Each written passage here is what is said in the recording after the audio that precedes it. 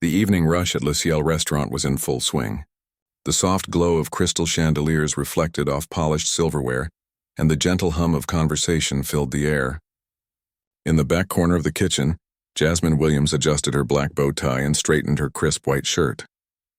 She took a deep breath and pushed through the swinging doors, ready to face another night of serving the city's elite.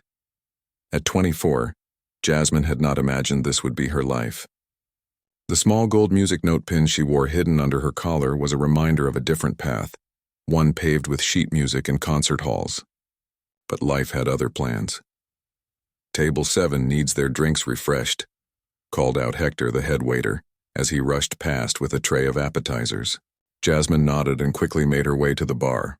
3 years at the prestigious Eastman School of Music, and now she was memorizing drink orders instead of concertos. The irony wasn't lost on her, but when her grandmother's medical bills started piling up, Jasmine had put her final year of school on hold. What was meant to be a temporary break had stretched into 18 months at Le Ciel. Sparkling water with lime for the lady, and a gin martini very dry with 3 olives for the gentleman, she recited to Thomas. "The bartender. Coming right up," Thomas replied, reaching for a cocktail shaker. "How's your grandmother doing?" Jasmine's face softened at the mention of Grandma Pearl. "Better. The new medication seems to be helping with her arthritis. She even played a little bit on our old piano yesterday." That piano, worn and slightly out of tune, had been Jasmine's first teacher. She could still picture Grandma Pearl's hands guiding her 5-year-old fingers across the keys, teaching her to play Twinkle, Twinkle, Little Star. By 7, Jasmine had moved on to Bach. By 12, she was playing Beethoven's sonatas from memory. "That's wonderful news," Thomas said, placing the drinks on Jasmine's tray. "Maybe you'll be able to get back to school soon." "That's the dream," Jasmine replied with a small smile. "One more year to go." She didn't mention the stack of past due notices sitting on her kitchen table or the scholarship that had expired during her absence. As she carefully balanced the tray and made her way back to table 7, Jasmine's attention was caught by the sleek grand piano positioned near the front of the restaurant. On Thursday through Sunday evenings, Le Ciel hired a pianist to provide live music for the diners. Tonight was Wednesday. The piano sat silent, its polished surface reflecting the overhead lights. Jasmine felt a familiar longing in her chest. Her fingers itched to touch those keys, to feel the cool ivory beneath them, but she pushed the feeling aside and focused on her task. "Your drinks," she announced, placing them carefully in front of an older couple celebrating what appeared to be an anniversary. The woman thanked her warmly, but the man barely looked up from his menu. This was how most nights went at Le Ciel. Some customers were kind, others indifferent, and a few were downright rude. Jasmine had learned to take it all in stride. The good tips helped ease the sting of occasional snubs or condescending remarks. "Jasmine," called Hector from across the dining room, "Mr. Chen needs you at table 12. Mr. Chen was the restaurant owner, a stern but fair businessman who had taken a chance on Jasmine despite her lack of fine dining experience. She hurried over, wondering what he needed. "Jasmine," Mr. Chen said in his quiet, measured voice. "Paula called in sick. She was supposed to handle the Harrison party in the private dining room." The Harrison party, 12 guests, all executives from Harrison International. They were big spenders and notoriously demanding. "I know you're already covering sections 3 and 4, Mr. Chen continued, "but you're my most reliable server. Can you handle their table as well?"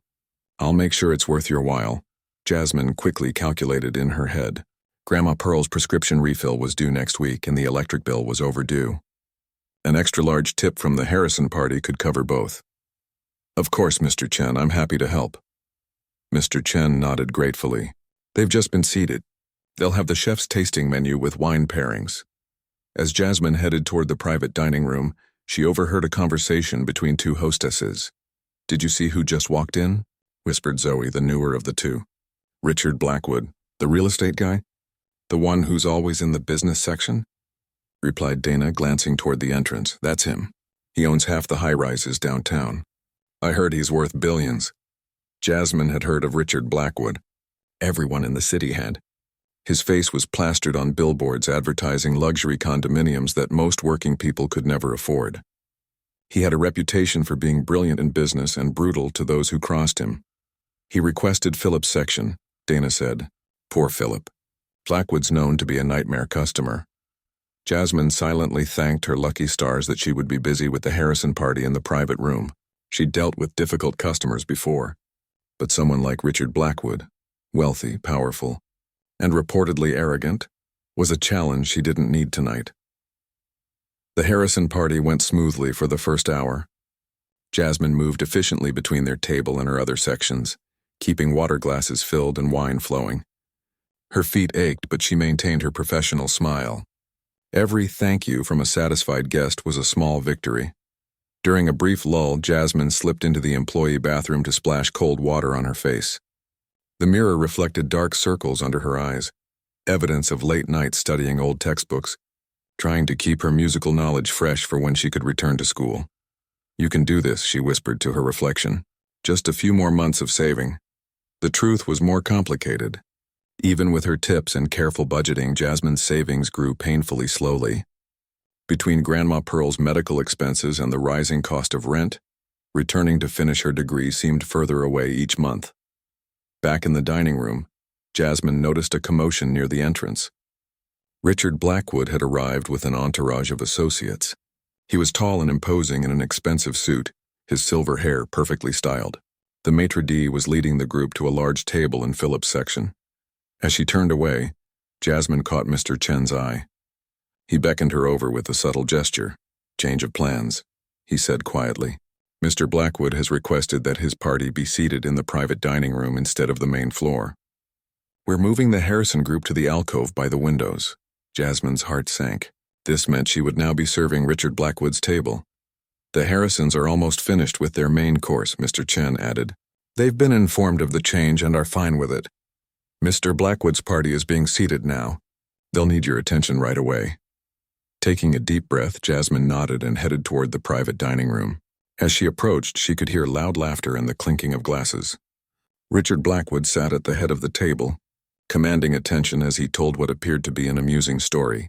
And finally, we have our special tonight, Jasmine heard Philip saying as he finished describing the menu. He looked relieved to see Jasmine, quickly explaining that he would be handling the Harrison party now. Good evening, Jasmine said to the table, maintaining her professional demeanor. My name is Jasmine and I'll be your server tonight. Can I start anyone with a cocktail?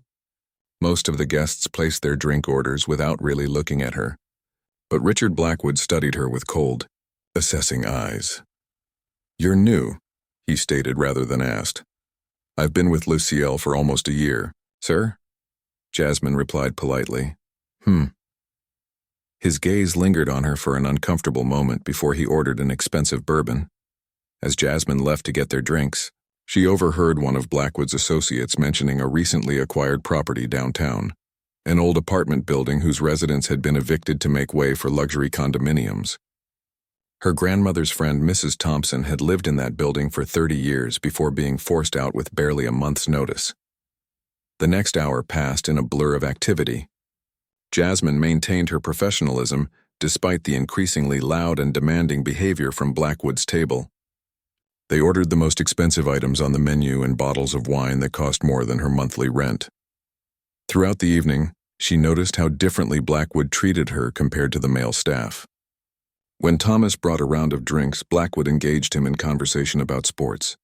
When Jasmine brought the appetizers, Blackwood barely acknowledged her presence. Could we get some more bread? One of the associates called out as Jasmine passed by with dishes for another table. Of course, right away, she replied, hurrying to complete her current task before fetching the bread. Take your time, Blackwood said with a dismissive wave. We understand you people move at your own pace. The comment hung in the air like a bad odor. A few of his associates looked uncomfortable, but no one said anything. Jasmine felt her cheeks grow warm, but she kept her expression neutral. This wasn't the first time she'd encountered such thinly veiled prejudice, and it likely wouldn't be the last.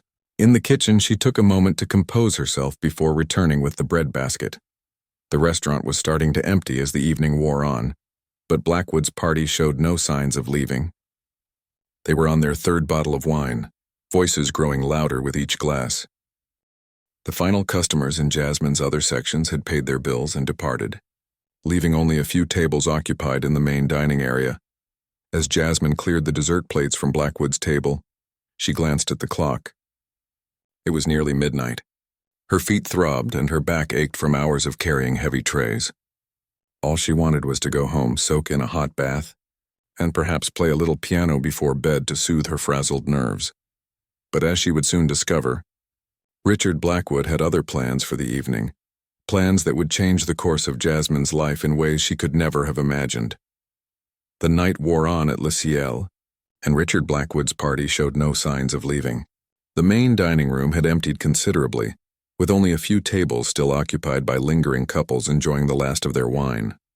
The kitchen staff had begun their nightly cleanup, and servers were quietly completing their side work, hoping to go home soon. In the private dining room, Blackwood's laughter boomed louder with each drink. His 5 associates, 3 men and 2 women, seemed caught between amusement and discomfort as their boss grew increasingly uninhibited. Jasmine had just finished clearing their coffee cups when Blackwood gestured for her to come closer. "Another round," he commanded, tapping his empty glass with his signet ring. The heavy gold band caught the light, momentarily blinding Jasmine. "Of course, sir," she replied, even though it was well past the time when the bar usually closed. "The same for everyone?" Before anyone could answer, one of the women spoke up. "Actually, I think I'm done for the night. Early meeting tomorrow." She glanced at her watch meaningfully. "Nonsense, Vivian," Blackwood objected. "The night's still young. We're celebrating our victory over those stubborn tenants in the Riverside district." Jasmine felt a flicker of anger at his casual mention of what had likely been a painful eviction for many families. She kept her face neutral as she waited for the final drink order. "Richard," said one of the men, a thin fellow with wire-rimmed glasses, "perhaps we should call it a night. It's nearly 1 in the morning." Blackwood waved away the suggestion. Fine. You all can go if you must. I'll stay and enjoy one more drink." He turned to Jasmine. "Bourbon, neat. Your finest." The associates exchanged glances, clearly torn between their desire to leave and reluctance to abandon their boss. Finally, Vivian stood up, gathering her designer handbag. "I really must go." "Thank you for dinner, Richard. We'll continue the discussion tomorrow." One by one, the others followed suit, making polite excuses. Within minutes, only Blackwood remained at the large table, looking somewhat annoyed at being deserted. Jasmine hurried to the bar to get his final drink. Thomas had already cleaned up and was counting his tips, but he sighed and reached for the top-shelf bourbon when she explained. "That guy's a piece of work," Thomas muttered, pouring the amber liquid into a crystal tumbler. "I've seen his type before. Thinks money gives him the right to treat people however he wants." "Just one more drink," Jasmine said hopefully. "Then he'll leave and we can all go home." Thomas gave her a sympathetic look. "Let Mr. Chen know if he gives you any trouble." When Jasmine returned to the private dining room, she found it empty. For a moment she thought Blackwood had left without his drink, but then she heard his voice coming from the main dining area. Following the sound, she found him seated at the grand piano, one hand resting on the closed lid. Mr. Chen stood nearby, looking uncomfortable. The few remaining guests were watching the scene with curious expressions. "Sir, your bourbon," Jasmine said, approaching with the drink. Blackwood took it without acknowledgement and turned back to Mr. Chen. "As I was saying, I'm surprised you don't have someone playing this beautiful instrument tonight." "What's the point of having such a fine piano if it sits silent? We only have a pianist Thursday through Sunday, Mr. Blackwood," Mr. Chen explained patiently. "It's Wednesday evening." "A shame," Blackwood said, running his fingers along the edge of the piano. "Music would make this evening perfect." He took a sip of his bourbon and suddenly turned his attention to Jasmine, who was still standing nearby, waiting to be dismissed. "You," he said, pointing at her. "Can you play?" The question caught Jasmine off guard. Can you play the piano?" Blackwood repeated, speaking slower as if she hadn't understood him the first time. Jasmine felt the eyes of everyone in the restaurant on her. She glanced at Mr. Chen, who looked deeply uncomfortable. "Yes, sir, I can," she answered truthfully. There was no point in lying. Blackwood's eyebrows rose in exaggerated surprise. "Really? Well, isn't that interesting?" He gestured grandly toward the piano bench. "Then play something for us." It wasn't a request. It was a command. "Mr. Blackwood," Mr. Chen intervened. Jasmine is one of our servers, not our entertainment. I'm aware of what she is, Blackwood said, his tone making Jasmine's skin crawl. But she says she can play, and I'm curious. Besides, he added, pulling out his wallet and extracting a $100 bill, I'm willing to pay for the entertainment. He held up the money with a smirk. Consider it a special tip. That is, if she can actually play something beyond chopsticks. The few remaining patrons were now watching openly. Jasmine felt heat rising to her cheeks, not from embarrassment, but from anger. She knew exactly what Blackwood was doing. He was making a spectacle of her, expecting her to embarrass herself for his amusement. Mr. Chen, she said quietly, I can handle this. Her boss looked at her with concern. Jasmine, you don't have to. It's okay, she assured him, then turned back to Blackwood. I'd be happy to play something, sir. Blackwood looked triumphant as he settled back in his chair, bourbon in hand. Wonderful. Let's see what you can do. Jasmine walked calmly to the piano, her heart pounding in her chest. She hadn't played on a proper grand piano in months, and certainly not in front of an audience. But as she adjusted the bench and lifted the lid, a strange calm settled over her. This was familiar territory. This, she knew how to do. The keys felt cool and smooth under her fingertips as she positioned her hands. For a moment she hesitated, considering what to play. Something simple and popular that would satisfy Blackwood without revealing too much of her skill? Or should she show this arrogant man exactly who he was trying to humiliate? Jasmine took a deep breath and began to play. The opening notes of Chopin's Ballad No. 1 in G minor filled the restaurant. The piece started gently, almost tentatively, but Jasmine knew the complex emotions and technical challenges that lay ahead. She had performed this piece for her junior recital at Eastman, spending countless hours perfecting every nuance. As her fingers danced across the keys, building the intricate layers of melody and harmony, Jasmine forgot about Blackwood, forgot about the restaurant, forgot about her aching feet and tired body. She was transported back to the concert hall, back to the pure joy of making music. The piece grew more intense, and Jasmine leaned into the emotional surge, her body swaying slightly with the music. Her fingers flew through the difficult passages with practiced precision. The restaurant had gone completely silent except for the sound of the piano. From the corner of her eye, Jasmine could see the stunned expression on Blackwood's face, his bourbon forgotten in his hand. But she didn't focus on him. Instead, she poured all her frustration, all her dreams, all her determination into the music. As she approached the thunderous conclusion of the piece, Jasmine felt a sense of power she hadn't experienced in months. Here at this piano, she wasn't just a waitress. She was an artist. She played the final crashing chords with authority, then allowed the last notes to resonate in the hushed room. For a moment, there was complete silence. Then applause erupted, not just polite clapping, but enthusiastic, awestruck applause. The remaining diners had risen to their feet. Even the kitchen staff had emerged to listen, and they were now cheering from the doorway. Mr. Chen was beaming with pride, as if he'd discovered a hidden treasure in his restaurant. "Brava!" he called out. Only Blackwood remained seated, his face a complicated mix of emotions, surprise, embarrassment, and something else that might have been grudging respect. Jasmine stood and gave a small, graceful bow, just as she'd been taught in her performance classes. The applause continued until a middle-aged man approached the piano, an excited expression on his face. "That was extraordinary," he said, extending his hand to Jasmine. "I'm David Wilson, director of the City Symphony Orchestra." Jasmine shook his hand, momentarily speechless. David Wilson was a legendary conductor who had worked with some of the greatest pianists in the world. "I've rarely heard Chopin played with such feeling," he continued. "Where did you study?" "Eastman," Jasmine replied, finding her voice, "though I had to take a break before completing my degree." Wilson nodded thoughtfully. "We should talk. We have a young artist program, and I think you'd be a perfect candidate." He reached into his jacket pocket and pulled out a business card. "Call my office tomorrow. We'll set up an audition." Jasmine took the card with trembling fingers. "Thank you, Mr. Wilson." "I will." As Wilson returned to his table to gather his things, Jasmine became aware of Blackwood approaching the piano. He looked somewhat deflated, his earlier arrogance dimmed. "That was unexpected," he said, setting his empty glass on top of the piano. "Thank you, sir," Jasmine replied evenly. Blackwood pulled out his wallet again, this time extracting several $100 bills.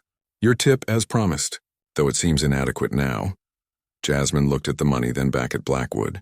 The same man who had tried to humiliate her was now offering her a small fortune in cash. It would cover Grandma Pearl's medication for months.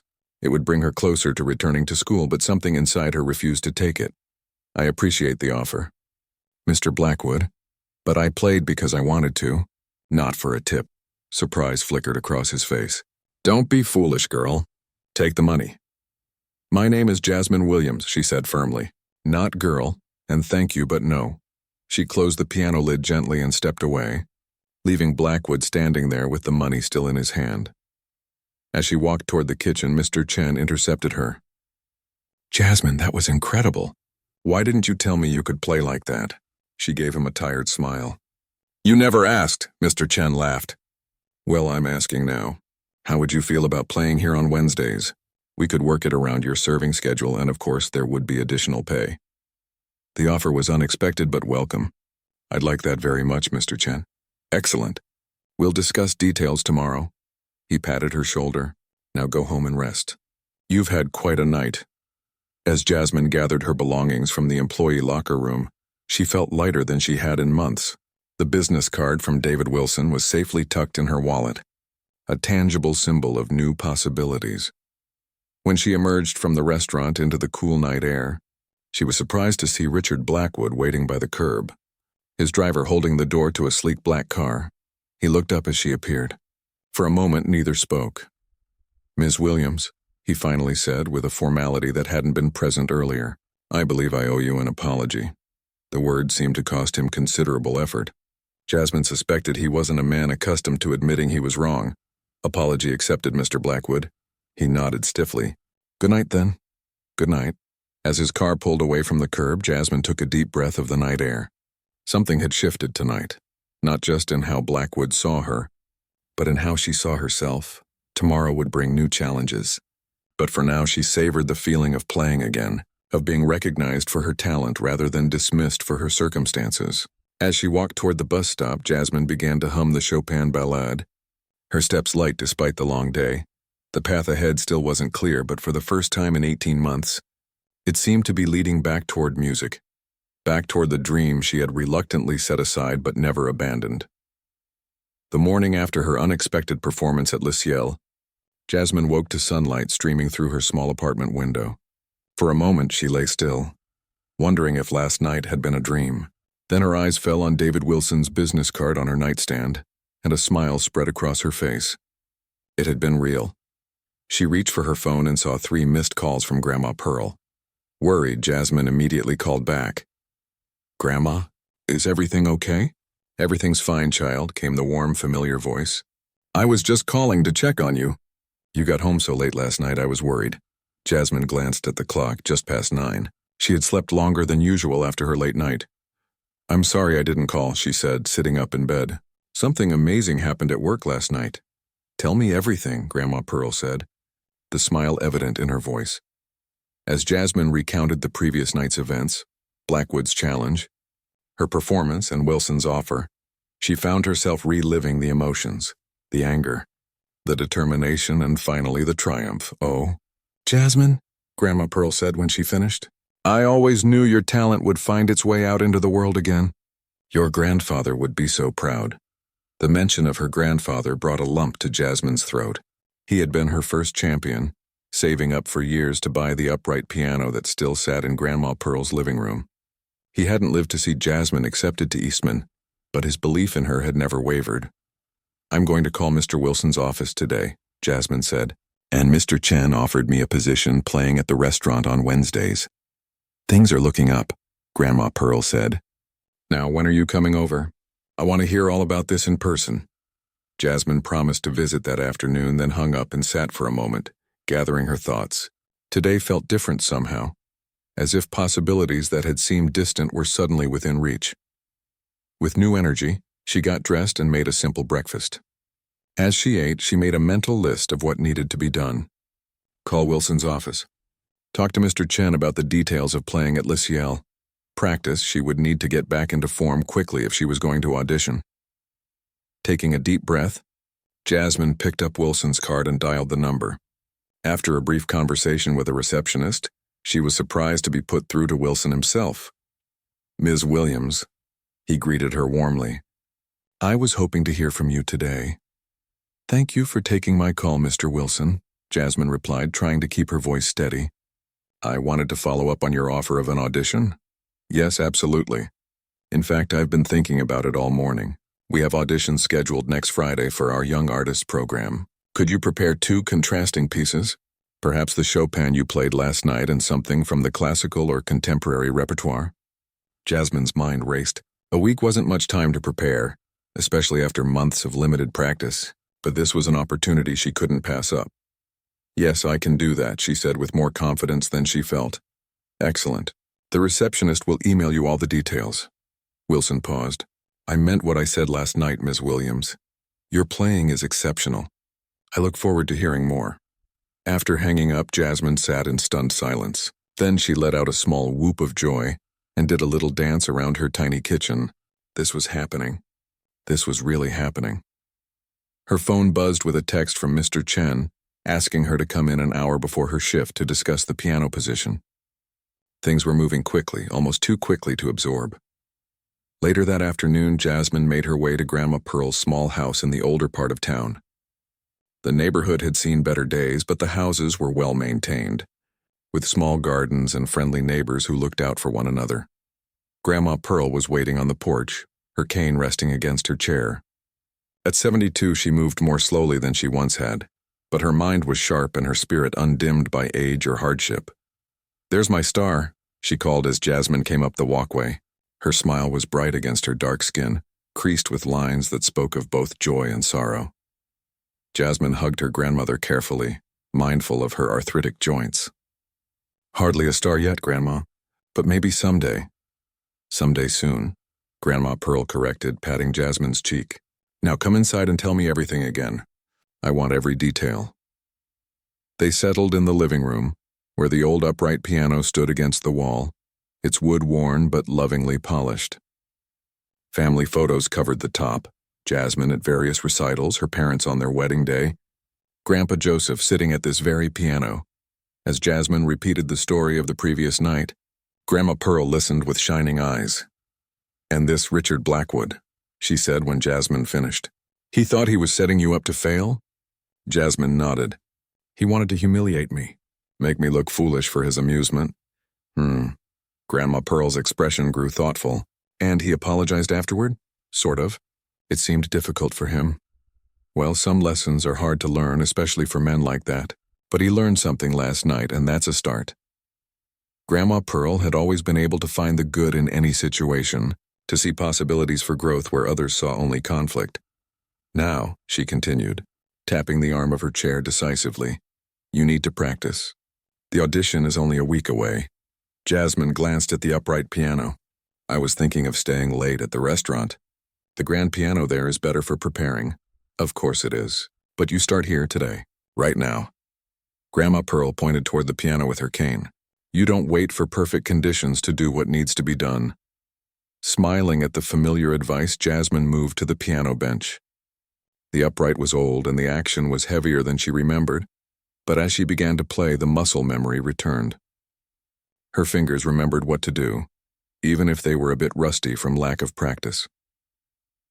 For the next hour, she worked through the Chopin ballade, stopping occasionally to repeat difficult passages. Grandma Pearl listened from her chair, sometimes offering suggestions, not about technique, which she couldn't teach, but about feeling, which she understood perfectly. "That passage there," she said at one point, "it's like you're asking a question, but you already know the answer. Play it like you're still discovering." Jasmine tried again, letting the phrases breathe more, allowing the tension to build naturally. It was better, more alive. When she finally stopped, her hands were tired but warm with familiar effort. It felt good, like reconnecting with a part of herself that had been dormant but never truly gone. "That's my girl," Grandma Pearl said softly. "You've still got it." "I'm rusty," Jasmine admitted. "But it's coming back. It never left, child. You just set it aside for a while." They shared a simple dinner together, talking about Jasmine's audition, the new medication that was helping Grandma Pearl's arthritis, and the neighborhood news. It was comfortable and familiar, a pocket of peace in Jasmine's otherwise hectic life. As darkness fell, Jasmine prepared to leave. "I'll come by tomorrow," she promised. "I need to practice every day this week." "You'll be ready," Grandma Pearl assured her. "You've got your grandfather's gift and your mother's determination." The mention of her mother brought a shadow to Jasmine's face. Lisa Williams had been a talented singer whose career was just taking off when she and Jasmine's father were killed in a car accident 14 years ago. Jasmine had been just 10 years old. Grandma Pearl saw the shadow and gently squeezed Jasmine's hand. "They would be so proud of you, you know.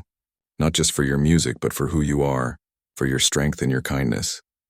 Jasmine hugged her grandmother tightly, grateful beyond words for this woman who had raised her with so much love and wisdom. "I'll see you tomorrow, Grandma. Love you. Love you too, child. Now go get some rest." The next few days passed in a blur of activity. Jasmine continued her shifts at Le Ciel, but now with the added responsibility and joy of playing the piano on Wednesday evenings.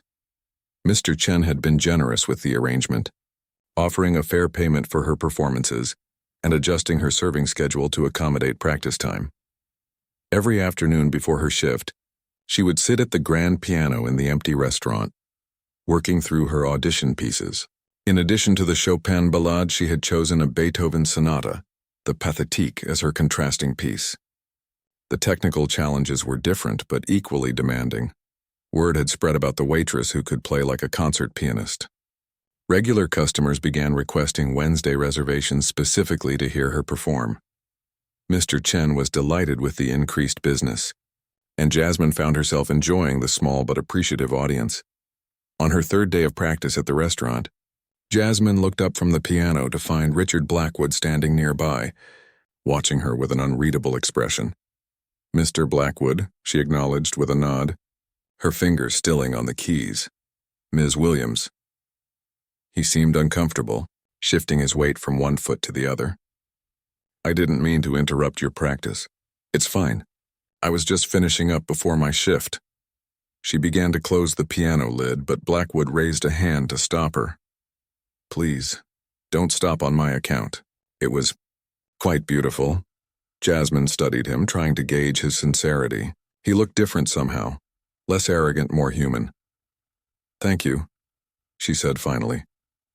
"I spoke with David Wilson yesterday." Blackwood continued, "At a charity function.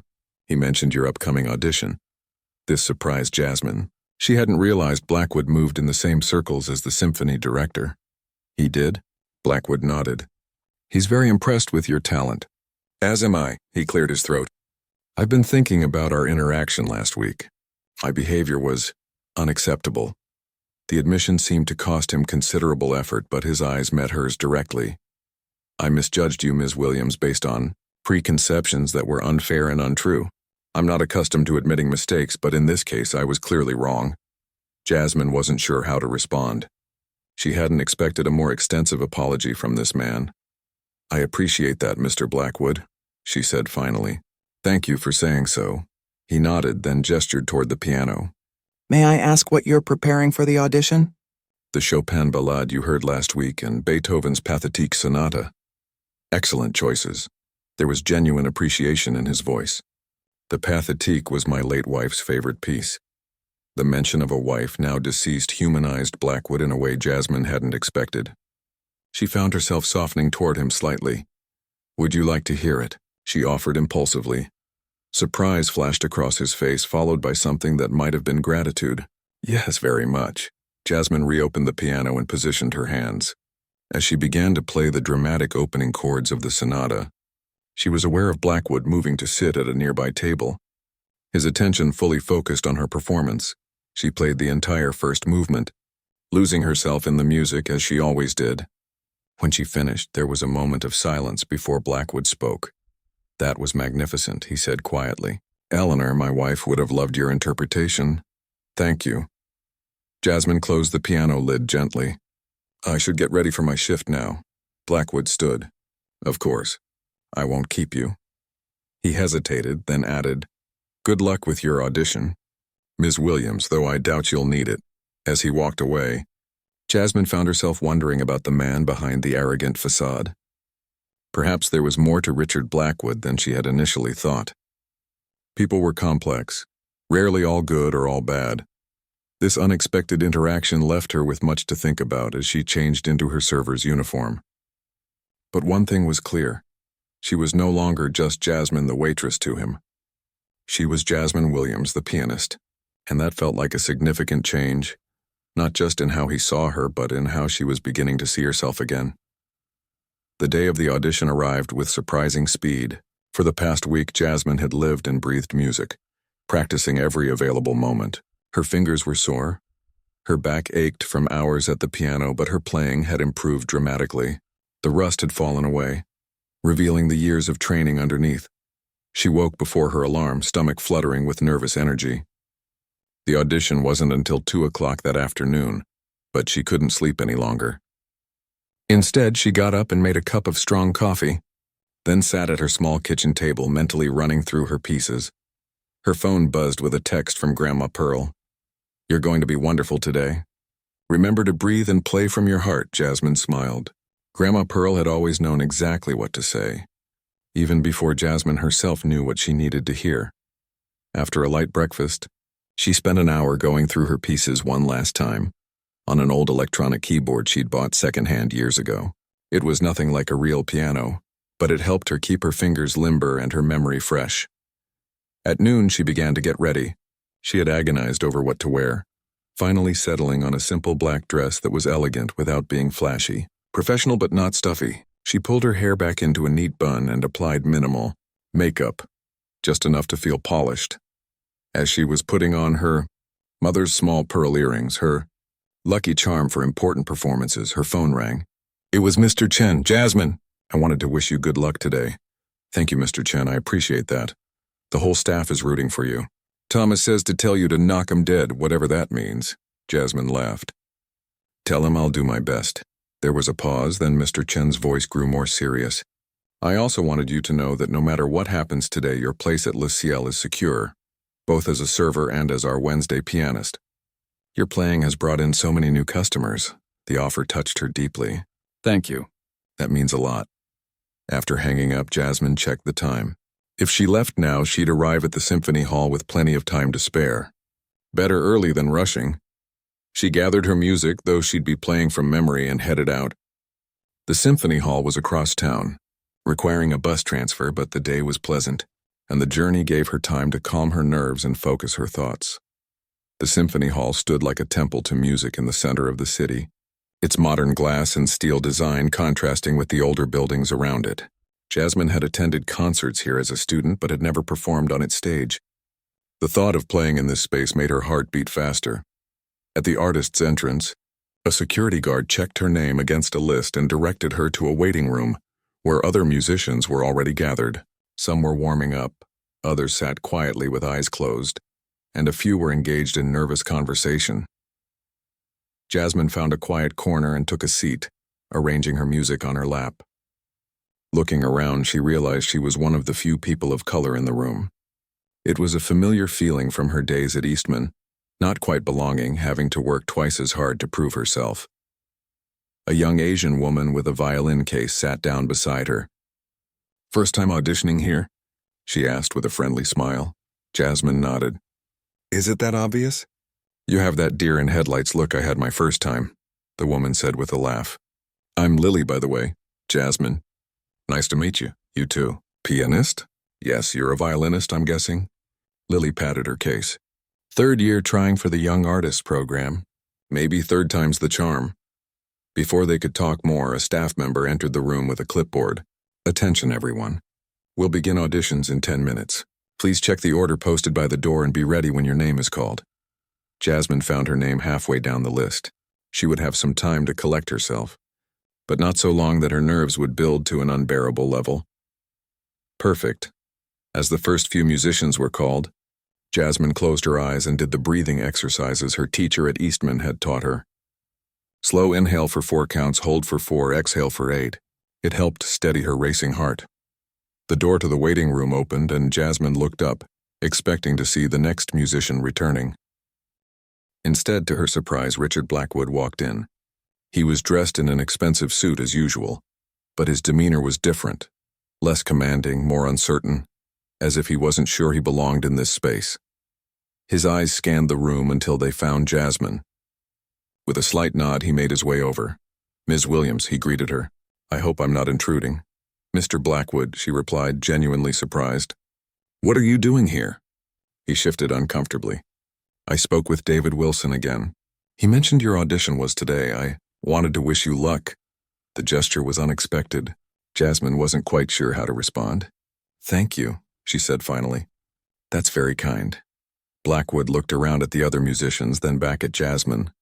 "May I speak with you privately for a moment? It won't take long." Curious, Jasmine nodded and followed him to a quiet corner of the room. "I have a confession to make," Blackwood said, his voice low. "After our last conversation at the restaurant, I did some research. About Eastman. About why you might have had to leave." Jasmine stiffened. "That's rather personal, Mr. Blackwood. I know and I apologize. But please hear me out." He took a deep breath. "I learned about the scholarship program that was cut due to budget constraints. The one that primarily supported minority students. The memory of receiving that letter still stung.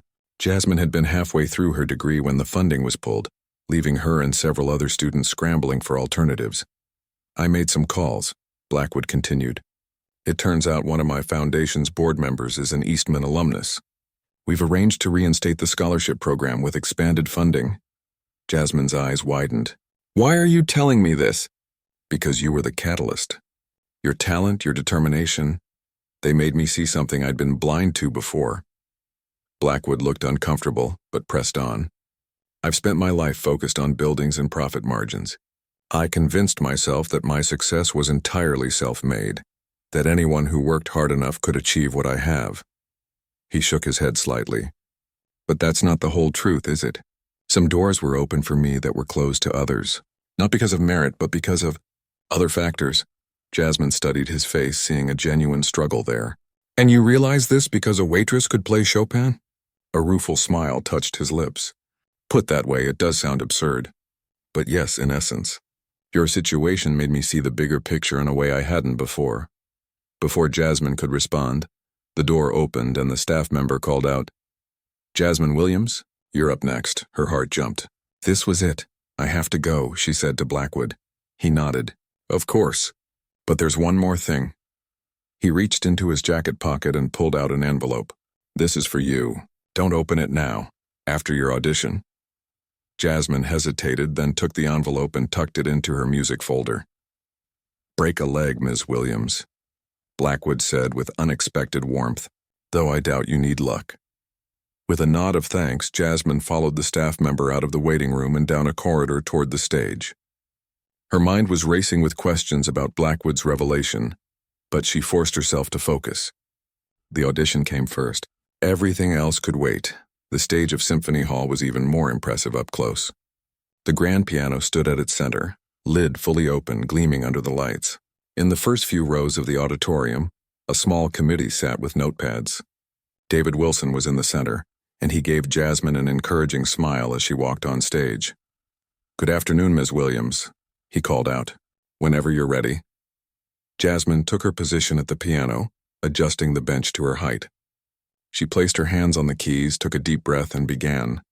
The Chopin ballade flowed from her fingers with even more emotion than before. All the practice of the past week, all the memories of her training, all the determination that had kept her going through difficult times, everything poured into the music. The acoustic of the hall was perfect, carrying the sound to every corner of the space. When she finished the first piece, there was a moment of silence, then Wilson's voice. "Beautiful. And your second piece?" Jasmine launched into the Beethoven sonata without pause. The dramatic opening chords resonated through the hall, and she felt herself fully inhabiting the music. Each phrase, each dynamic shift, each emotional nuance was deliberate and heartfelt. As she played the final movement, Jasmine experienced that rare, perfect connection between herself, the instrument, and the music, as if she were not so much playing the notes as allowing them to flow through her. Time seemed to both stand still and rush forward, and then suddenly, she was playing the final chords. The last notes hung in the air, and then there was applause not just from Wilson, but from the entire committee. "Thank you, Ms. Williams," Wilson said, beaming. "That was exceptional. We'll be in touch very soon." Floating on a wave of adrenaline and relief, Jasmine made her way back to the waiting room. Several of the other musicians nodded to her in acknowledgement as she entered. Lily gave her a thumbs up. Richard Blackwood was gone, but his envelope remained in her music folder. Finding a quiet moment, Jasmine opened it. Inside was a letter on Blackwood Foundation letterhead. It detailed a new scholarship, the Pearl Williams Music Education Fund, named after her grandmother. The scholarship would cover tuition for promising musicians from underrepresented backgrounds, with a focus on those facing financial hardship. And at the bottom, a personal note in Blackwood's handwriting. "Ms. Williams, this won't undo past wrongs, but perhaps it can prevent future ones. Your talent deserves to be nurtured, as do the talents of others who face similar barriers. Consider this not charity, but an investment in the future of music." Tears welled in Jasmine's eyes. The scholarship wouldn't change her past struggles, but it could make a difference for others like her. Talented young people who might otherwise have to abandon their dreams. As she carefully refolded the letter, her phone buzzed with a text from Grandma Pearl. "How did it go?"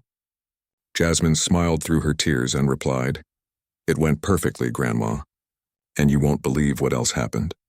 I'll tell you everything when I see you." She slipped the letter back into the envelope and tucked it safely away. Whatever came next, whether she was accepted into the Young Artist program or not, something important had already changed. Not just for her, but potentially for many others. As she left the symphony hall and stepped into the afternoon sunlight, Jasmine felt lighter somehow.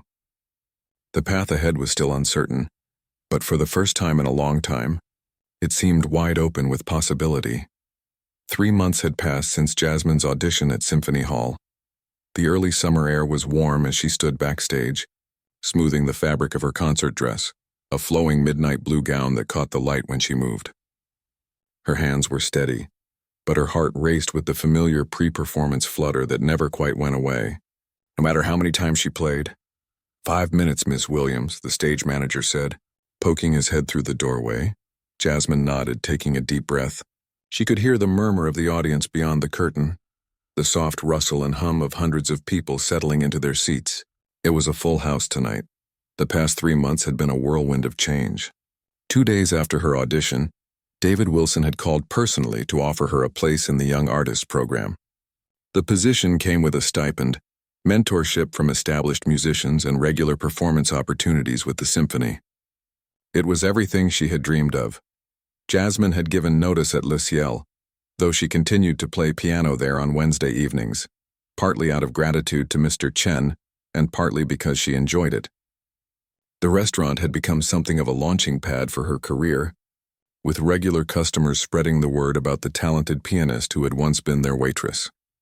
The story of her confrontation with Richard Blackwood had taken on a life of its own, growing more dramatic with each retelling. Jasmine found it amusing how people embellished the tale, turning it into a modern-day fairy tale about talent triumphing over prejudice. The reality had been more complex, more human, both her struggle and Blackwood's change of heart less straightforward than the stories suggested. They had spoken several times since the audition. The Pearl Williams Music Education Fund was now fully established, with the first scholarships to be awarded in the fall. Blackwood had consulted Jasmine on the selection criteria, valuing her perspective as someone who had faced the very barriers the fund aimed to remove. A gentle knock at the door interrupted her thoughts. It was Lily, the violinist she had met at the audition, now a fellow member of the Young Artist program and a fast friend. "Ready for your big debut?" Lily asked, her eyes bright with excitement. Jasmine nodded. "As ready as I'll ever be. The conductor's about to go on. I just wanted to wish you luck." Lily gave her a quick hug. "You're going to be amazing." After Lily left, Jasmine closed her eyes for a moment, centering herself. Tonight was her first performance as a featured soloist with the symphony, playing Rachmaninoff's Piano Concerto No. 2, one of the most beloved and challenging pieces in the repertoire. She had been rehearsing for weeks, working closely with Wilson and the orchestra to perfect every nuance. Through the speaker in her dressing room, she could hear the orchestra tuning, the familiar cacophony settling into a single A. Then silence. Then applause as Wilson took the podium for the first half of the program. Jasmine used the time to warm up her fingers one last time, going through silent exercises on her lap. The first half of the concert would be Beethoven's Fifth Symphony, giving her time to prepare mentally before her own performance in the second half. As the powerful opening notes of the Beethoven echoed through the speaker, Jasmine's thoughts turned to Grandma Pearl. Her grandmother was in the audience tonight, seated in the front row center, the best seat in the house. It was the first time she had been well enough to attend one of Jasmine's performances in over a year. The new medication was working wonders, and the worry that had been a constant companion for Jasmine was finally beginning to ease. The time passed quickly, and soon the stage manager was back. "They're taking intermission now. You'll be on in 20 minutes. Jasmine stood, rolling her shoulders to release the tension. One final check in the mirror, a deep breath, and she was ready. The walk from the dressing room to the wings of the stage felt both endless and too short. As she waited for her cue, Jasmine peered out at the audience. The house lights were up for intermission, and she could see people returning to their seats. Her eyes found Grandma Pearl immediately, elegant in a vintage blue dress that had been saved for special occasions, and a few rows back, to Jasmine's surprise, sat Richard Blackwood. He wasn't alone. Beside him was a young black girl, perhaps 12 or 13, watching the stage with wide, wondering eyes. Jasmine didn't recognize the child, but there was something in her expression, a hunger, a fascination with the world of the symphony, that Jasmine understood intimately. The house lights dimmed, signaling the end of intermission. The audience settled and a hush fell over the hall. The concertmaster led the orchestra through one final tuning, and then Wilson appeared from the wings. The audience applauded as he took the podium. Wilson turned to the wings and gestured for Jasmine to join him on stage. Taking one final deep breath, she stepped into the light. The applause swelled as she crossed to the grand piano at center stage. She acknowledged the audience with a graceful bow, then took her seat at the piano, adjusting the bench to her preferred height. Her eyes met Wilson's, and he gave her a reassuring nod. The orchestra waited, poised and ready. Wilson raised his baton, and the orchestra began the dark, rich opening chords of the Rachmaninoff Concerto. Jasmine's hands hovered over the keys, waiting for her entrance. The familiar melody washed over her, and when the moment came, her fingers found the keys with absolute certainty. From the first powerful chords of her entrance, Jasmine knew this performance was different from any she had given before. There was a magic in the hall, a connection between herself, the orchestra, and the audience that transcended the notes on the page. Her fingers flew across the keys during the challenging passages, then caressed them during the tender moments of the second movement. As she played, images flashed through her mind. Grandpa Joseph teaching her Twinkle, Twinkle Little Star on the old upright piano, her mother singing along as Jasmine practiced, Grandma Pearl sacrificing to pay for lessons after her parents died, the letter from Eastman offering her a scholarship, the heartbreak of having to leave school, the long hours at Le Ciel, the moment of decision when Blackwood had challenged her to play, all of it, the joy and the pain, the struggle and the triumph, poured into her performance. The music spoke of longing, of hardship overcome, of beauty found in unexpected places. It was Rachmaninoff's story, but it was hers too. The final movement built to its thunderous conclusion, orchestra and piano intertwining in a display of technical brilliance and emotional power. Jasmine's hands delivered the final chords with absolute conviction. And then there was a moment of perfect silence, that magical pause between the end of the music and the beginning of the applause, when it seemed the entire hall held its breath. Then the audience erupted. They rose to their feet as one, applause reverberating through the hall. Jasmine stood, momentarily overwhelmed by the response. She bowed to the audience, then turned to acknowledge the orchestra. Wilson was beaming with pride as he gestured for her to take another bow. Jasmine's eyes found Grandma Pearl in the front row. Her grandmother was standing, tears streaming down her face, applauding with unrestrained joy. The sight brought a lump to Jasmine's throat. As the applause continued, Jasmine looked toward where Blackwood had been sitting. He was on his feet like everyone else, but his attention was on the young girl beside him. The child's face was alight with wonder, her eyes fixed on Jasmine with an expression of pure inspiration. Blackwood noticed Jasmine looking their way and gave a small, respectful nod. Wilson gestured for Jasmine to take a final bow, and as she straightened, a stagehand appeared with a bouquet of roses. The audience's enthusiasm showed no signs of diminishing. If anything, the applause grew louder. Finally, Jasmine made her way off stage, her heart full to bursting. In the wings, Lily was waiting with a fierce hug. "That was incredible," Lily exclaimed. "The whole place is crazy for you." Before Jasmine could respond, David Wilson appeared, still flushed with excitement from the performance. "Magnificent, Jasmine," he said warmly. "Absolutely magnificent. I knew you were talented from the first moment I heard you play at that restaurant. But tonight you showed everyone what I already knew." Jasmine thanked him, still floating on the high of the performance and the audience's response. "There are some people who'd like to see you," Wilson continued. "They're waiting in the green room. But take your time. Catch your breath first." After Wilson left, Jasmine took a moment to collect herself. Her hands were trembling slightly now, the adrenaline beginning to ebb. But her heart was full of a deep, quiet joy that felt permanent, unshakable. When she entered the green room a few minutes later, Grandma Pearl was the first person she saw. Her grandmother opened her arms and Jasmine went into them, inhaling the familiar scent of lavender that had meant home and safety for as long as she could remember. "My beautiful girl," Grandma Pearl whispered, her voice thick with emotion. "If only your grandfather could have seen you tonight." "He did, Grandma," Jasmine said softly. "I felt him there with us." As they separated, Jasmine noticed Richard Blackwood standing quietly to one side, the young girl from the audience beside him. He stepped forward somewhat hesitantly. "Ms. Williams, that was an extraordinary performance." "Thank you, Mr. Blackwood." He gestured to the girl beside him. "This is Zoe. She's one of the students at the community music school my foundation supports. When she expressed an interest in the piano, I thought she might find tonight's performance inspiring." The girl looked up at Jasmine with shy admiration. "You were amazing," she said. "I've never heard anyone play like that." Jasmine smiled at her. "Do you play the piano, Zoe?" The girl nodded. "I just started 6 months ago.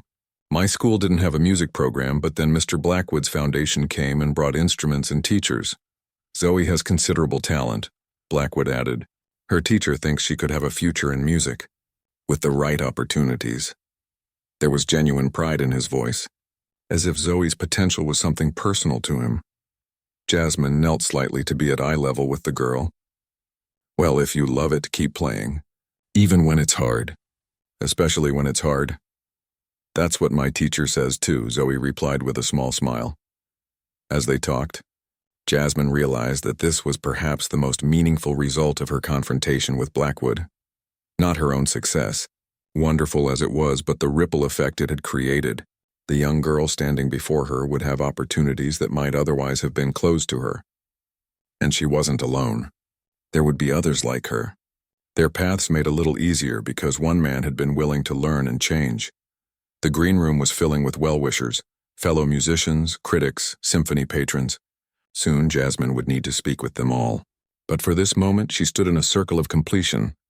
Her grandmother, who had nurtured her talent from the beginning. Blackwood, whose attempt to humiliate her had instead elevated her. And Zoe, representing a future where talent might encounter fewer barriers. "I should let you greet your other admirers," Blackwood said, preparing to step away. "But I wanted you to know, the foundation is expanding the scholarship program. We're calling it the Jasmine Williams Initiative now, with your permission." Surprised and touched, Jasmine nodded. "I'd be honored." As Blackwood and Zoe moved away, Grandma Pearl squeezed Jasmine's hand. "Look at you," she said softly. "Not just changing your own life, but changing others too." Jasmine looked around the room, at the diverse faces of her colleagues in the orchestra, at Blackwood speaking earnestly with David Wilson, at young Zoe taking it all in with bright, hopeful eyes. She thought about the journey that had brought her here, with all its unexpected turns. "It's funny, Grandma," she said thoughtfully. 3 months ago I was serving drinks and hoping for a chance. Now here I am." Grandma Pearl's eyes twinkled. "Here you are indeed." "But then I always knew where you'd end up." "Did you?" "Of course." Grandma Pearl patted her cheek gently. "Exactly where you belong.